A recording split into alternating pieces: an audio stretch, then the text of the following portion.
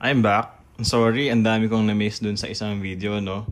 O nga naman, nandito naman na tayo. So, sige, i-try ko i-demo yung itong actual unit.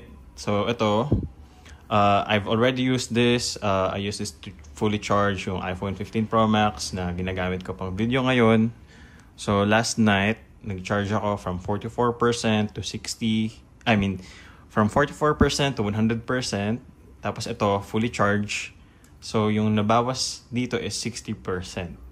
So, you can do the math. But anyways, 60%, 40% lang yung nabawas dito. I was able to fully charge my iPhone. So, maybe mga 2 beses ako makapag-charge. So, ito, pwede kang mag-charge ng 2 device. So, ayan. Anyways, okay, appreciate muna natin yung ganda ng power bank. Ang ganda eh. Ang ganda niya. Ang ganda niya in person. Ang ganda niya rin sa video. I can see dito sa video recording. Ayan. So, ano siya? Masarap yung sa feeling yung texture.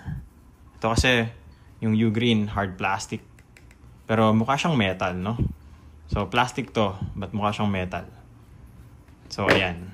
So, ito, pwede siyang tali. Pang-hold mo na din.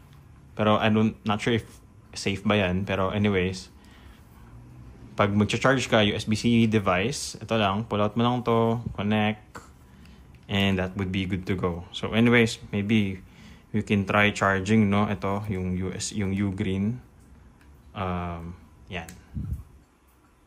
So, charge niya yung, okay, baliktad. Yung U-Green yung nag-charge sa rock. So anyway, ayan, there are 2 ways to charge itong rock power bank. Pwede mo siyang i-charge, connect mo to sa maybe your adapter, 20-watt adapter, or connect mo here. I have here yung 20-watt adapter included sa iPhone. Hindi pa siya included. Yung cable, ito, yung USB-C. So, you can charge it through this port. So, ayan, you can see charging. So, ayan.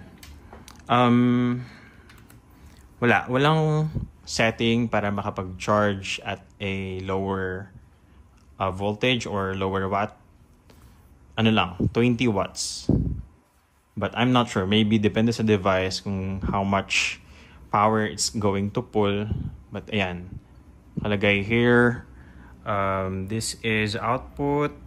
5 volts, 3 amperes, or 9 volts, 2.2 amperes.